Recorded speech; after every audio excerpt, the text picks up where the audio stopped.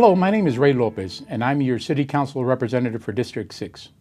It's my pleasure to welcome you to the program Lopez Live. Today, I'm excited to have as my guest Eric Cooper, President and CEO of the San Antonio Food Bank, and later Leticia Vasic, the San Antonio City Clerk.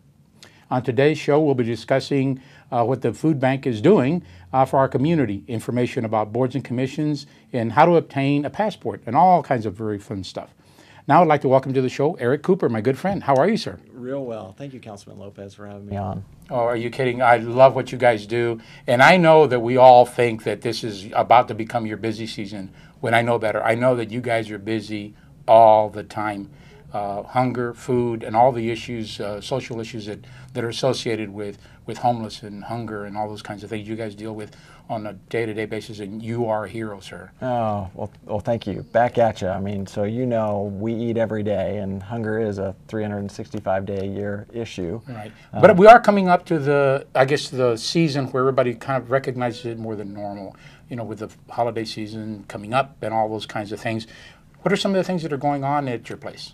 Well, so you said it. I think the holidays kind of is that harvest season, and so lots of folks want to get involved, and there's basically 4 things that we consistently need. Food, and so if you're a part of a church or club or school and you'd like to do a food drive and collect non-perishable food items, that's always in demand. If you want to volunteer, we've got lots of work to do in the warehouse, our kitchens, and then the farm. If you'd like, you can give financially, and we continue to be a great investment managing the food bank at about a 2% administrative overhead. So we're being good stewards of the dollars we take in. And then the third thing is just voice. I mean, I think you know a lot about us because you've been to our place so many times and have been a real champion for families that struggle. But if you don't know much about it, if you're kind of like, oh man, are there really hungry people in our community? Go to our website, learn about it, become an advocate. So food, time, money, voice, those are the 4 things that we need the most. And boy, this is the time of year to get involved. Well, you're absolutely right this time of year, but it really is. It happens all year long. And I guess the challenge is to keep people aware, keep them focused on it outside just the holiday seasons. And I know you're doing a great job there. The other thing that I know, I happen to have a lot of boards and commission meetings and that kind of stuff, and I use your facility. Yeah.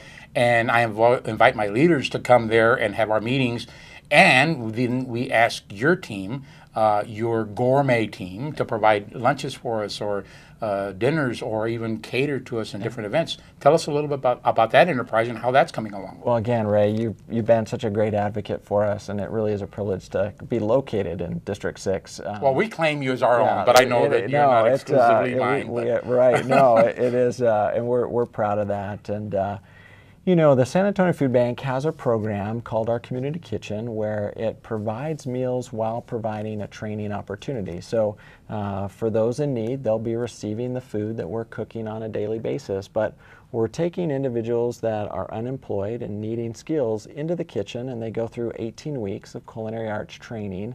And then we graduate them to employment at a restaurant or a hotel or a caterer. Now, for us to have a good curriculum, we do caterings, and so you know that because you know us, but many people don't realize that the food bank does have a for-profit social enterprise, and it's called Catalyst Catering, where those students are being trained in the culinary arts. And so if you have an event or you have a wedding or a gala or you need box lunches, you can call us at the food bank and we can price out that catering just like you'd price out a catering with any other caterer. All the food is separate from donations. It's all food that's procured specifically for the catering. The difference is that the profits from that catering go right back into the program to help those unemployed individuals get that culinary education. So kind of a double bottom line. You get great food and a great catering, but you're helping the community at the same time. Well, I'll tell you a real quick true story. We asked your group to cater one of our meetings, and I told everybody we're going to get catering from the food bank. And everybody kind of looked at me like, really? And the service, the came in with the food, and everybody was so complimentary about it. And then one guy joked, and he said, I thought we were going to have to be opening up dented cans. Because that's what they think, that you what- go around no. collecting dented cans and you give them out to people. But the reality of it is that it's much more than that. Absolutely. And you can use, I guess, any cliche about give a person a fish and you fed them for a day kind of thing. Right. But the work that you're doing there, I think, unfortunately, is one of the biggest kept secrets in our community. We, as community leaders like city councilmen and many other folks within the community, need to let people know what's going on there. And it is such a feel-good story. Congratulations for your great leadership there. Now, how long have you been there? So 13 years. Wow. Yeah. And it has gone by so incredibly fast. Love San Antonio. But that opportunity to be useful and serve and to be entrusted with such resources, we hope we're always delivering for the community. And so, we've been so humbled with some recognition on just stewardship and transparency. But it's a reflection of our community, and I think you're right. Not a lot of people know the details of what we do. They might have heard of the food bank and they've seen us out in the community, but you need to come see it. And so when you have your community meetings in our space, it means so much to us because sometimes it's the first time people have been in our doors, and boy, when they see the scope and volume and the programs and the fact that we're feeding kids and seniors and training people and providing nutrition education and helping people apply for health care, all of that holistic approach that most people say, well, wait a minute, I thought it was the dented can, and exactly. you're doing so much more than that. And hunger is a symptom of poverty. Families in poverty struggle with lots of issues, whether it is employment or education or housing, domestic violence or health care. Someone that's hungry, they only have one problem. And unless we solve that one problem, we can't start to address all those other issues. And so we tend to have a feed the line strategy, but we also have a lot of shorten the line strategies that we want to be doing. And I think ultimately moving people to a place of self-sufficiency and self-reliance. And again, just appreciate you being a champion of that and knowing that we got to take care of business. We got to make sure if you're hungry, I mean, you can't focus, you can't learn, you can't progress. So if we can meet that need, then what more can we do to help you move towards a place of wellness? Sure. So. Well, in the 13 years that you've been there, I would imagine that there's just been a whole evolution of issues that come and go and come again. And it forces, or I guess it doesn't force, but it certainly drives some sort of a strategic plan, which is what you were talking about, some of the strategies. What are some of the priorities, relatively short term, for the food bank, and maybe some that are longer term that you can tell me about and that maybe the community can get involved in? You bet. So it's really moving to a fresh approach, and I say that in somewhat of a punny way. We are handling so much more fresh fruits and vegetables and really educating the community of the value of consuming more produce. And that's produce that might come fresh, frozen, or canned. We all don't probably eat enough produce, and for low-income families, oftentimes those fresh ingredients are squeezed off the menu for fear that the kids won't like it, or that the price point is high, or maybe they just don't know how to prepare it. And so we've got kind of all hands on deck trying to educate families about consuming more fresh produce, providing more produce in our food boxes. We're now almost up to 40% of what we distribute is produce. And so whether that's coming out of our gardens or coming through donations, or we're procuring it internationally to bring into San Antonio, providing that healthy dose of produce, but also the nutrition education. Folks need to know how to prepare the food to consume it and be nourished. And so I think sometimes, Councilman, that there is some confusion around hunger and obesity, and the thought that, well, wait a minute, how is there a hunger problem when there's so much obesity in our community, and it seems to be overconsumption, and really obesity is a nutrition issue, and the connection between the waistline and the poverty line are significant. So we want to get people the right foods in the right amount at the right time if we're going to nourish them. And so it's definitely containing a lot of fresh produce on the plate. So. Well, thank you for bringing that up, because I think the nutritional component, which I've heard you on TV and the media talking a lot about that within our community, it's the outreach, it's that education, letting people know, what the issues are, and nutrition, I think, is at the core of a lot of what you're talking about. And healthy lives, healthy habits, certainly are based on what we eat, and those are habits that will last with us literally for a lifetime, right? Yeah, for a lifetime. Absolutely. So now, we talked about it at the beginning of the show about this time of year, how everybody thinks that this is the busiest time. When is the busiest time of the year for you, and is it indeed coming up with holidays? It is, and well, it's a little bit of a mixed bag. So we are always busy. I think during the summer we are running crazy trying to feed kids. All the kids that were nourished in the National School Lunch, School Breakfast program are home for the summer, and so we're delivering out to almost 200 sites, kids' meals. When kids go back to school, we see some relief. So the last few months, that's been nice. We finished up September, Hunger Action Month. San Antonio went orange, and so I'm celebrating last month with my orange apparel. But as we move into the rest of October, November, and December, it's really when that harvest comes, when people, I think, are counting their blessings. They're looking at the holidays and saying, what's my life about, and have I done any good in the world today? And so that service side, that opportunity for us to get events and food drives and volunteer support really gets busy. For the needs side, families are struggling. They're into the school year. They've got holidays coming, and so, boy, we're busy all the time. But I think this time of year is the spirit of giving and resources, and we just hope for a big harvest over the next few months. So, if somebody wanted to get involved, whether it's individually or by maybe doing a food drive, or what are some of the things that you tell, especially people that just got engaged? They say, well, I don't want to help, but I don't know how. Great question. So the easiest way is just to go to our website at safoodbank.org. So again, safoodbank.org, or call us at 337-FOOD, 337-3663.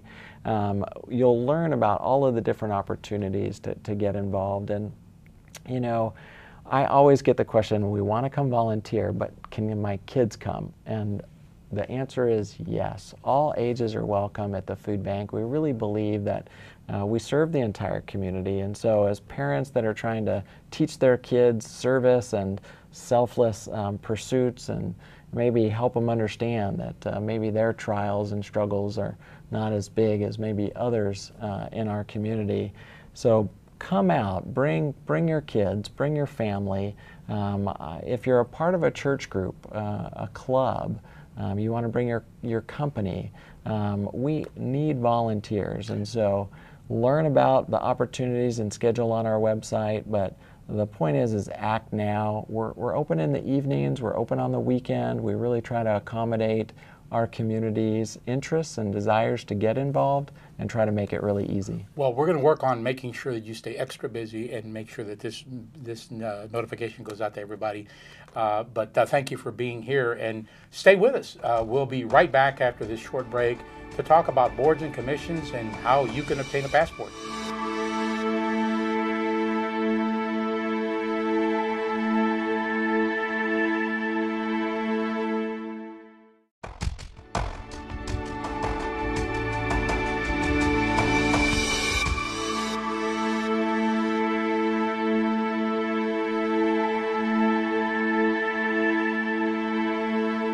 Welcome back to our program. I'm your host, City Councilman Ray Lopez. We're now going to talk to Leticia Vasic, the San Antonio City Clerk. Welcome, Leticia. Thank you very much. Thank you for inviting me. It's my pleasure. When I first got on council, I went looking at the org chart, and I went well, I know what the city manager does, and I know what the city council is supposed to do, I think. And I look at city clerk, and everybody kind of gets a little puzzled on what the role of the city clerk is. And now, after 5 years, I realize how important a role it is. Tell us a little bit about that, and what does it do? Why does it exist? and those kinds of things. Great. I will. The city clerk is the oldest profession in city government. You said that with a straight face, and I'm glad you did. It is. Being the oldest profession in anything is typically gets a smile out of people's faces. That's right. And it's been in existence. It goes back to the biblical times, of course. It's cited in the Bible. But what we do is interesting that you ask, because a lot of folks don't realize what our office does. And most people see me at the city council meetings with you, and they see the back of my head, and that's how they remember or recall who I am. But it's more than just attending city council meetings and taking the record of the city council action. You're also the one that swears us in whenever we take our oath of office and we become mayor pro tem. So apparently you have a little bit of responsibility more than just sitting there showing the people the back of your head. So yeah, tell us more about that. Yes, and that's allowed by state law, that I can swear you in as newly elected council members and mayor pro tem when you have your term coming up. And that's one of the duties of the city clerk in most Texas cities. So I know in today's environment, nobody's sitting there taking notes and the like, but do you have to record a lot of what goes on, or I guess everything that goes on, and then you manage archives and the like? Tell me a little bit about that. Sure. As far as the recording of the proceedings, that's done digitally now, and we do transcribe a set of minutes for you to approve at the next or the following meeting. Those minutes are permanent record of the city of San Antonio. What that means is that we have to preserve that for life. So even after we're gone, those records need to still exist. And so we digitize those records now, and they're available to anyone that has internet. We have created what we call a digital collection of records, and this is city records such as the official record of the city from city council meetings, as well as historical records of the city. We have historical records that date back to 1770. Original records. I know, I've seen them. Right, and they're wonderful. And those are online for you to view, and we have a lot of historians and scholars that access our website so that they don't have to come down to our records facility, park, and come in. They can do that from the tip of their fingertips right there at home. At home, yeah. Well, I think that's incredibly important. One, just from I guess you could say, recreational perspective, checking your ancestry and who said what about what, and just, busybodies that like to look at that kind of stuff. But also, to establish, I guess, heritage issues, land ownership issues, all of that is historically preserved, and that's part of the responsibility of the city clerk's office. Is that right? That's correct. We have historians and authors that have used our data that we have available to them online and have cited our works in their books. Right, and recognize that. As a matter of fact, I think last year you got a national recognition. Tell us a little bit about I'll give you a chance to brag a little bit. Well, this past year I was named Texas Preservation Hero by the San Antonio Conservation Society, and that was because of our work with the archives and the historical data that we have in our office.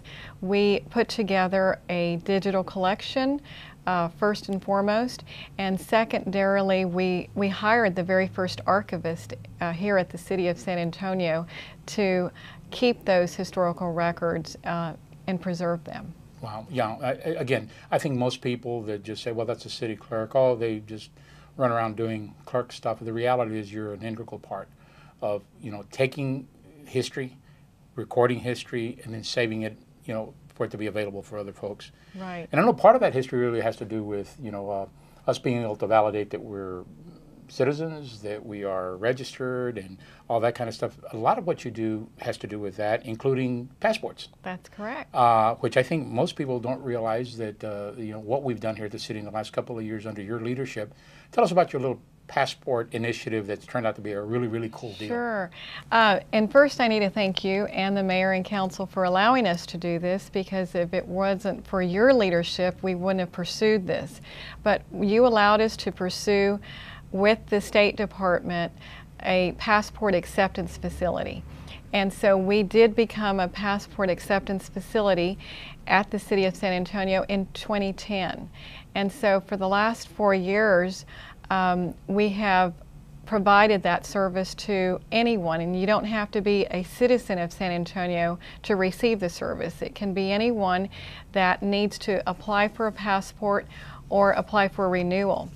And since 2010, that program has brought in close to $1.2 million in new revenue to the City of San Antonio.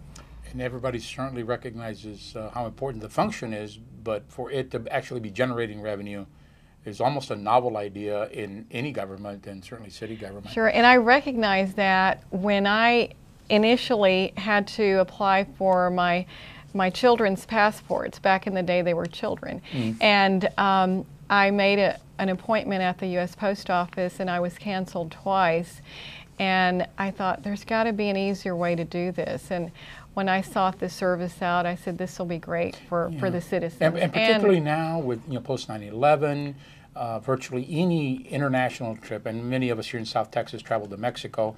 Now the requirements are so much stricter, the volumes are so much higher. So I think that initiative that you undertook and led us through was a wonderful asset for our community. So, I mean, I do have my passport, and I use it regularly. But if I didn't, how would I go about applying for one? You would, of course, need to come visit our office in person.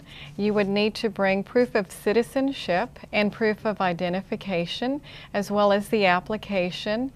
And it must be completed in black ink. That is a requirement of the State Department. A lot of folks bring it in blue ink, and it's not our requirement. That is their requirement, so they must recomplete it. So, like, what would I bring in? My driver's license? A driver's license will suffice as your proof of identification. Anything with a picture ID, such as your military ID, a concealed handgun permit, anything with that governmental issued card with a photo on it. And then your citizenship, of course, that would be an expired passport, your naturalization papers, or just your birth certificate, your certified. How about a voter's registration card? No, that wouldn't count. That would not count. It would have to be a birth certificate, a certified okay, birth well, that's good to know, because I think a lot of people would assume, hey, if I'm able to vote, then I'm a citizen, but that wouldn't qualify. Well, now that you brought in all the paperwork, what would it cost to do all of that? Okay, depending if you want the card or the booklet. The booklet is good everywhere and anywhere. So I would recommend that if you're going to go through the process and pay the fees associated, which the book cost $110 for adults, and for minors it is $80. So it's well worth it to go ahead and get the booklet. The card is a lot cheaper, but it's not good for all travel.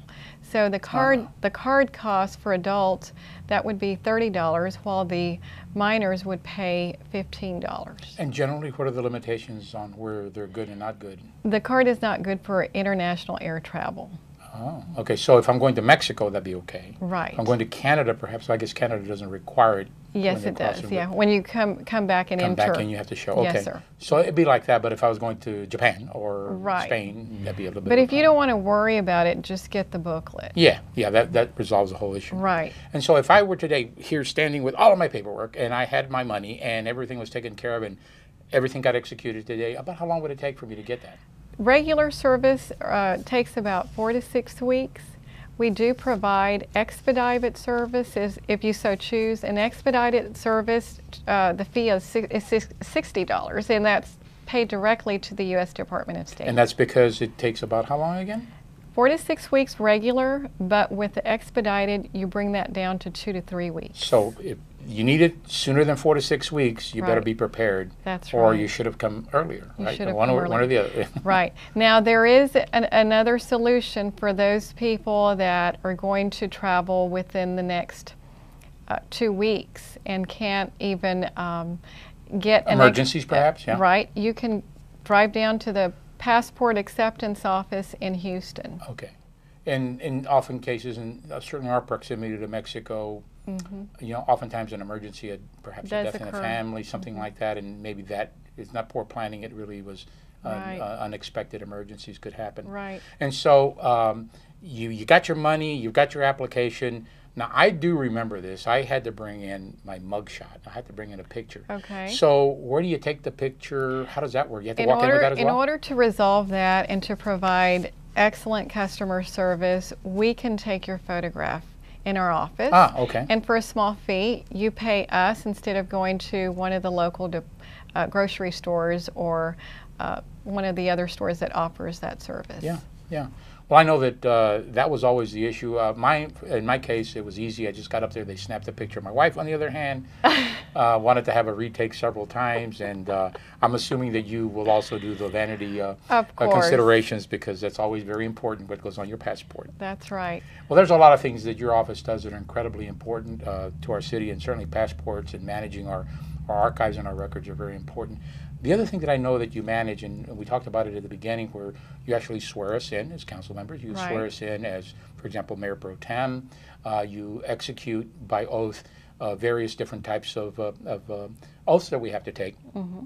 You also manage the boards and commissions for the Right. city of San Antonio. And I can tell you that most council members probably feel the same way, but I definitely believe that our boards and commissions are the unsung heroes of our leadership in San Antonio. I really do rely on them and their appointment to serve on the many boards and commissions that we Right. have, so they can give me input. What's going on? I don't have time to go to every single board and commission meeting, but they do. And they have a special interest in that. And then they can bring me their view on what, why, and how. Tell me a little bit about the different kinds of boards and commissions. I know there's some that are like at large and some are district appointed. Tell me a Right. little bit about that. The difference is district appointees are appointed by the respective council member, while at-large board memberships are actually appointed through a process where they are interviewed at the council committee level. That council committee then makes a recommendation to the full council of the appointments to be made. Got it. The process of applying is the same. So everyone goes on our website and completes the web-based application. That application comes to our office. It's filtered through your offices as mayor and council, and it's also vetted through our city attorney's office. But then the process becomes, is it either a district appointment, which you have every right to appoint who you wish to your district appointments, and or is it an at-large? And so that's where the processes differ. And like I said, one goes through a committee where the other is appointed directly by you. And so you go to online, you apply, you turn in your paperwork and all that kind of stuff. What are some of the requirements? I mean, do I have to live in the city, be a citizen? What are some of the requirements? Most boards that we have here at the City of San Antonio do require residency of the City of San Antonio. There are some that do not. So call us if you're questioning whether it does or does not. But they also have to, once they're appointed, all board members must complete their financial disclosure reports within 30 days of appointment. They must take an oath of office and the statement of appointed officer to that board, and then they must attend a Municipal Leadership Institute in order to be reappointed to that board. And then, of course, they have to attend meetings, and there's requirements for that. Yes. The attendance. Tell me a little bit about that, yeah. There is attendance requirement for all board members. Their attendance cannot fall under 50% of the regularly So we're expecting scheduled. participation, which is Yeah. what they signed up to. And I Exactly. found that unless there's duress in their lives, and which happens to all of us, Right. they typically are very committed to their Yes, they are. to their interest and to that board. And I know there's term limits and all that kind of stuff. And those coincide with your terms as Exactly. well. And I think it's really important for folks to know that we want them, we need them, and it's always good to have them giving us the level of input. That's So right. thank you very much for coming to Thank you. sit here with me for a few minutes and share your thoughts with our city. And it's greatly appreciated. I want to have you back on a couple of other occasions as we Sure. make our way through our city governance. Okay. So, and thank you for tuning in.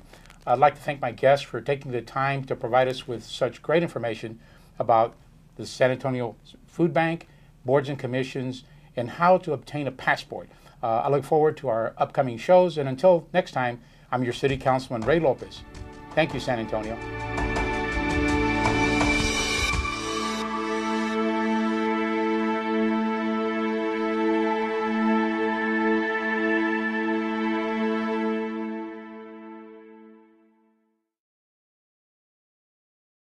George, is there anybody else?